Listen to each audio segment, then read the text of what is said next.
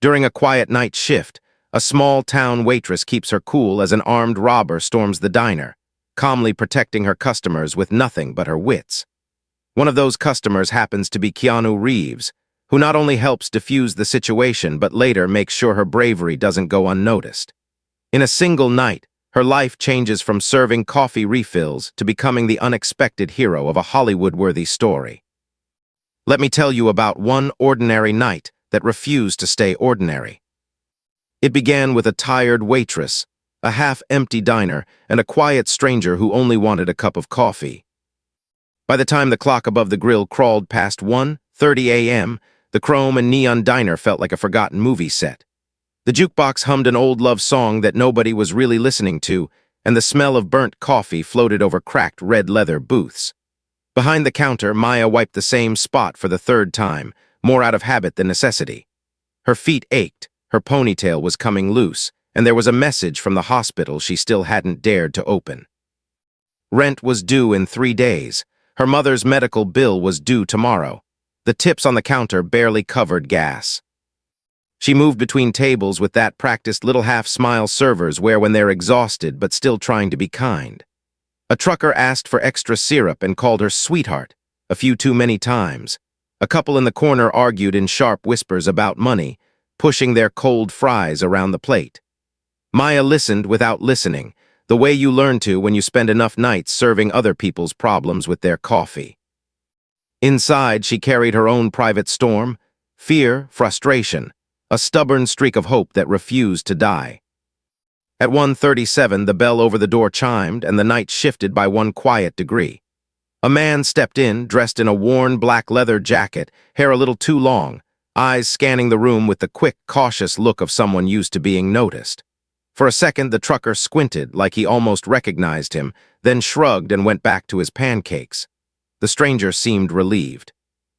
He slid into a booth near the back, close to the window, the seat where people sat when they wanted to disappear.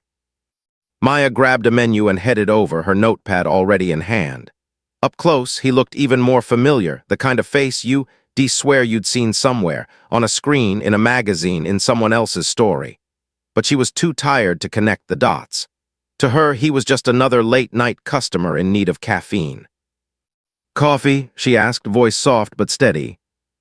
He smiled, a little shy, almost boyish. "Yeah, black, please, and maybe whatever you recommend that won't kill me before sunrise." She laughed, surprising herself. "Then avoid the chili, go with the pie, apples safe, mostly." That earned a real smile, the kind that warmed his eyes. "Then I trust you, pie and coffee it is." As she poured his coffee behind the counter, her coworker Louis, the cook, nudged her with an elbow. "You know who that is, right?" he whispered, eyes wide. "That's Keanu Reeves, like Keanu Reeves." Maya blinked. "The movie guy." "The movie guy," Louis echoed, as if that explained the whole universe. "John Wick, The Matrix, every meme your little cousins spam in the family group chat." Maya glanced back toward the booth. The man Keanu apparently sat quietly, hands wrapped around the warm mug, staring out at the empty parking lot like it held secrets. He didn't seem larger than life. He just seemed tired.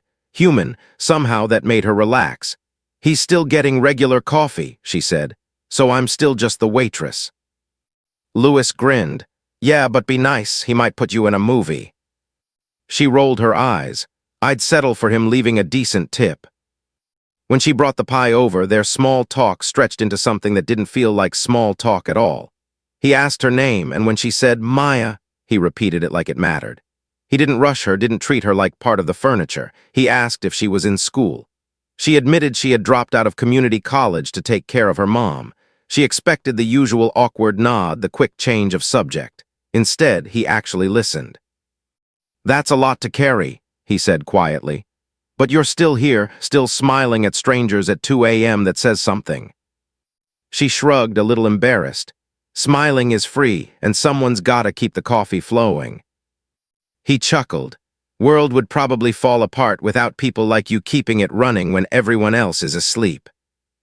Those words hit her harder than she expected. Nobody talked about her like that. At best, she was the girl at the diner, the one people barely remembered except when they needed a refill. For a moment, standing there with her pen hovering over the order pad, she felt seen in a way that scared her a little. She tried to play it off with a joke. "You say that to every waitress." "No," he said, serious now. "Not every waitress earns it." The rest of the shift moved in a strange, gentle rhythm. Maya refilled his coffee when the cup got low. He never complained, never acted important, even when Louis accidentally burned his toast and stammered through an apology. Keanu just laughed it off. "Hey, I've eaten worse on set," he said. "At least here nobody's making me jump off a building after." The trucker in the corner overheard, finally connected the face to the movies, and spent the next 10 minutes trying to sneak selfies from across the room. Maya pretended not to notice, choosing instead to focus on the way her unexpected customer tipped generously, not with a showy flourish, but like someone who understood exactly how far a few extra bills could stretch. Yet beneath the easy banter and soft music, something heavier pressed at the edges of the night. Maya still hadn't checked the voicemail from the hospital. Her phone sat on the back shelf near the coffee machine, its screen face down, as if turning it over might turn her life upside down. Every time she passed it, her heart gave a small, nervous thud. Keanu noticed her glancing at it and finally asked, gently, "Bad news waiting?" "Probably," she admitted, "but if I don't listen yet, I can pretend it's not." He nodded with the quiet understanding of someone who'd run from his own calls before. "Sometimes courage is just picking up anyway," he said, "even when you're not ready." His words lingered in the air, heavier than the steam rising off the coffee pots. Maya was still turning that over in her mind, courage pretending the razor-thin line between them when the bell over the door chimed again. This time the air in the diner changed instantly. The music still played, but it suddenly sounded too loud. The fluorescent lights felt too bright. A man stepped inside wearing a black hoodie and a cheap ski mask pulled low over his face, hands buried deep in his pockets. He didn't look around with the shy curiosity of a late-night customer. He scanned the room like it belonged to him. Louis's spatula froze above the grill. The arguing couple went silent mid-sentence. Even the trucker put down his fork. Maya felt her pulse jump, her fingers tightening around the coffee pot she was holding. Across the room, Keanu straightened in his seat, his relaxed expression sharpening in a way she'd only ever seen in movie trailers. The masked man took one slow step toward the counter, then another. Maya saw the outline of something heavy under his jacket as his hand moved. Her mind tried to insist this was nothing, just some weird guy, that she was exaggerating, but her body knew better. Her legs wanted to run. Her voice wanted to scream. Yet somehow she stayed exactly where she was, the coffee pot still warm in her hand, as the stranger finally reached into his pocket and began to pull something out. The thing he pulled from his pocket was not a wallet. Cold metal caught the diner's fluorescent light, and in that instant the air thinned, like someone had opened a door to a different reality. Maya's brain labeled it before she wanted it to. Gun. Her vision tunneled around the barrel, the black circle that suddenly felt much bigger than the entire room. Her body reacted before her mind did. Her knees went soft, her mouth dried out, and the coffee pot in her hand trembled so badly a thin stream splashed onto the counter. Every survival instinct screamed at her to drop everything and dive to the floor. Instead, something quieter rose up from an old memory, her father teaching her to breathe when panic attacks used to grip her in high school. In for 4, hold for 4, out for 4. She forced one slow breath into her lungs, then another, and when she finally spoke, her voice surprised her by sounding almost normal. "Okay," she said softly, raising her free hand. "Hey, it's all right, just tell me what you need." The masked man's voice came out rough and too loud, like he hadn't used it much. "Nobody move. Phone's on the counter now." His hand shook slightly as he waved the gun, the motion jerky and unsure. Close up, Maya noticed details that didn't fit the image of the hardened criminal she'd seen in movies. The frayed cuff of his sleeve, the way his shoulders hunched as if from an old habit of shrinking himself, the faint tremor in his breathing. Across the room, the trucker slowly set his phone down, palms raised. The arguing couple clung to each other, faces pale. Louis, behind the grill, stared wide-eyed at Maya, spatula still frozen mid-air. At the back booth, Keanu had already put both hands where the robber could see them, his posture relaxed but his eyes very awake now, tracking every movement with a practiced calm Maya did not yet understand.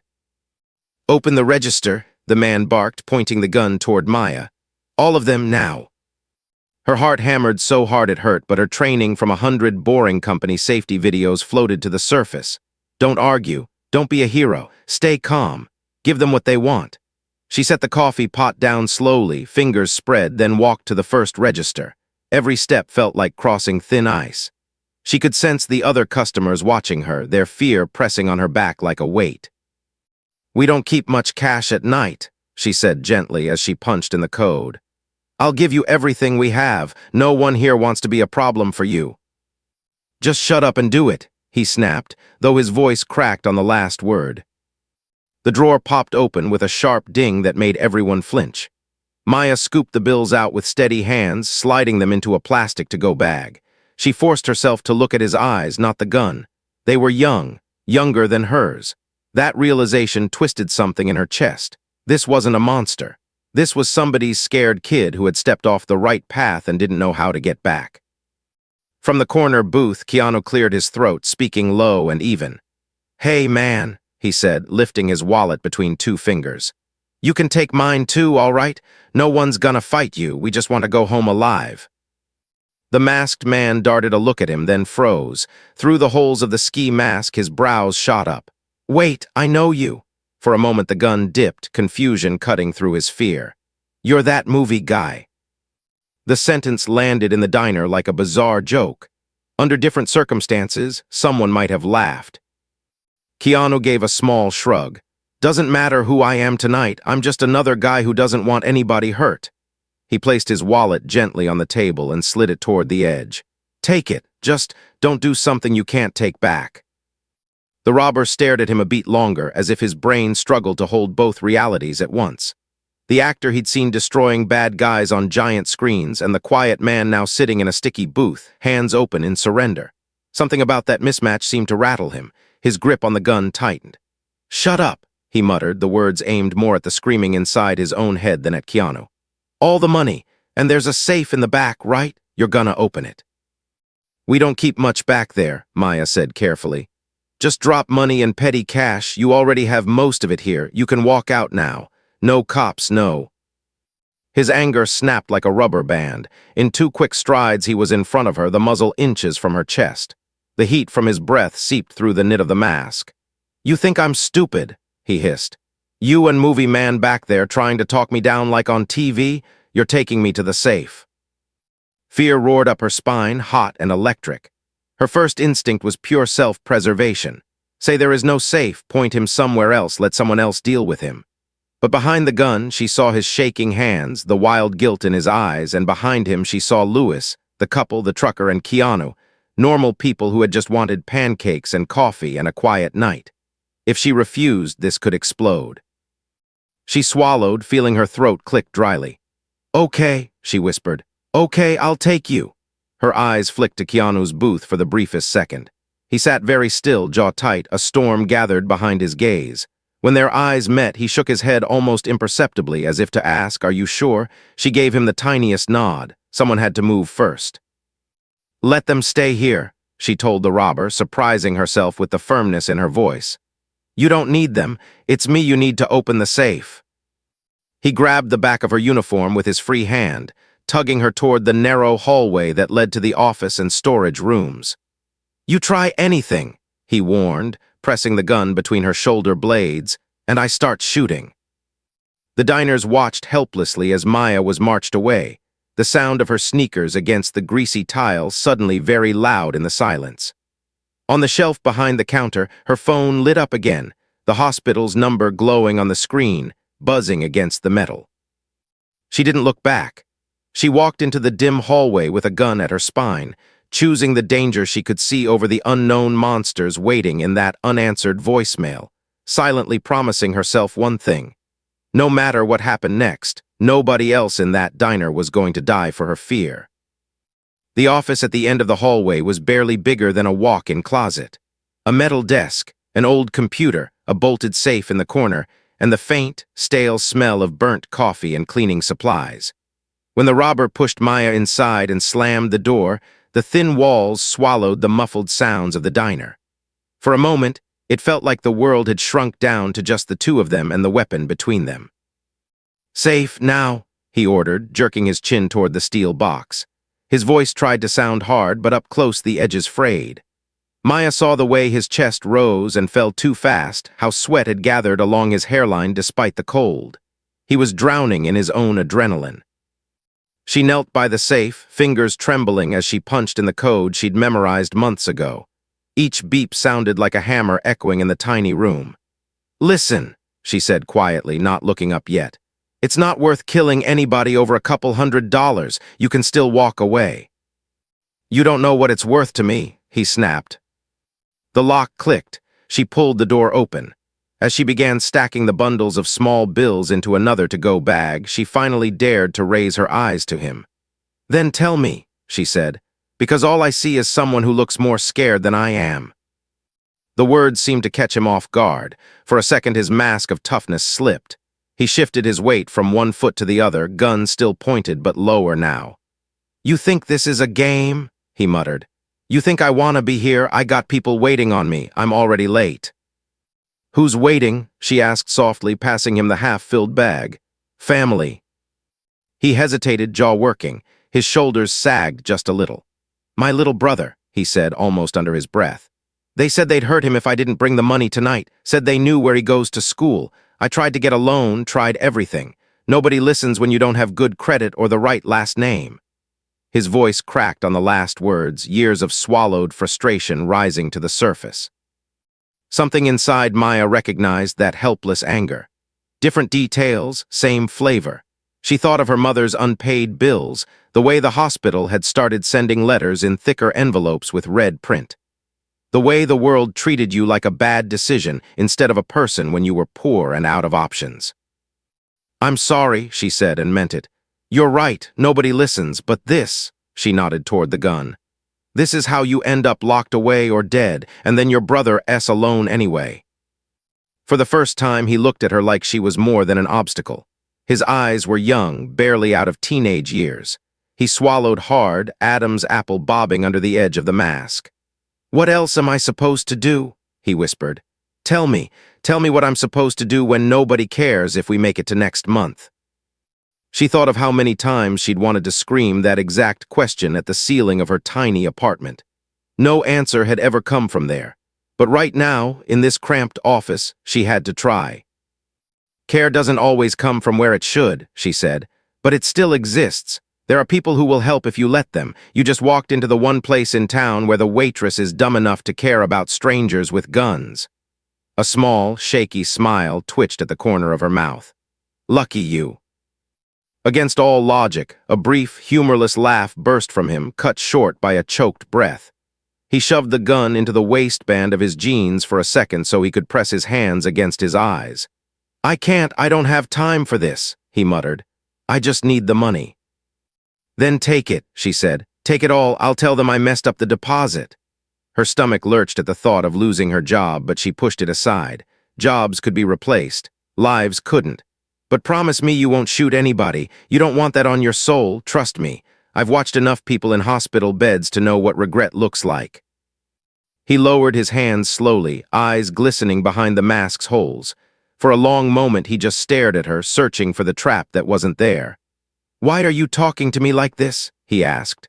"Like I'm salvageable." "Because I need to believe we all are," she said, voice firm now. "Or else I'm wasting my life trying."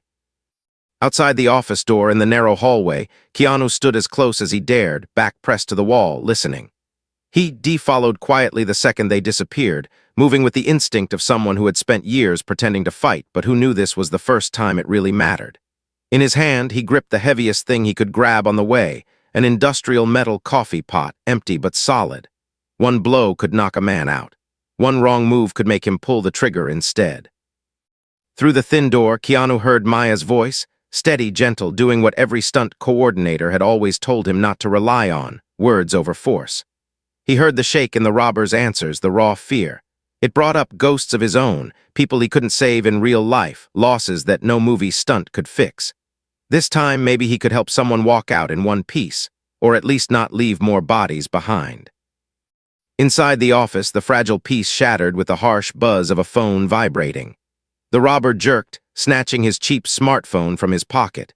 A new message glared on the cracked screen. Maya caught a glimpse of it reflected in the metal of the safe door. A threat written in simple, brutal language, a photo of a schoolyard, a promise of what would happen if he failed. Panic flared in his eyes like gasoline on a match. "It's not enough," he said, voice rising. He shoved the money into his backpack with frantic hands. "They'll kill him if I show up with this. I need more. I need a way out." His gaze snapped to her. "Your car, keys, you're coming with me. If the cops stop us, they won't shoot if I have you." Maya's blood ran cold. "No," she said automatically, taking a step back. "I can't." "If you don't, they'll come in here," he cut in, pointing the gun at her again with shaking hands. "You really think that movie star and those other people are just gonna sit out there? Cops are probably already on the way. You want them safe? You come with me. Or I start firing and we see who goes down first." He had her trapped on both sides now, by the weapon in front of her and the people she cared about behind the door. She imagined Lewis's terrified face, the couple clinging to each other, the trucker who probably had a family waiting at home. She pictured Keanu, who had looked at her like her courage meant something. If she refused, the first bullet might hit any one of them. Her voice was very small when she finally answered. "If I go with you," she asked, "you leave everyone else alone, you don't touch them." His jaw clenched. "Yeah," he said, "you have my word." It wasn't a contract signed in ink, but right now it was the only currency they had. Maya swallowed hard and nodded, her decision settling over her like a heavy coat. "Then I'll come," she said, "but you keep that gun pointed at me and nowhere else. Understand?" He jerked his head once in grim agreement. Keeping the gun trained on her, he reached for the office door with his other hand. On the other side, Keanu felt the handle begin to turn under his palm. His heart pounded against his ribs as years of choreographed fight scenes flashed through his mind. Every controlled fall, every precisely timed punch. But this was different. There were no retakes, no crash mats, no director to yell cut if things went wrong. There was only a frightened kid with a real gun, a brave waitress making a choice she shouldn't have to make, and one thin door between them all. He tightened his grip on the metal coffee pot until his knuckles ached, drew a slow breath, and waited for the door to open, knowing the next 3 seconds might decide whether this night ended in tragedy or in something that could still be saved.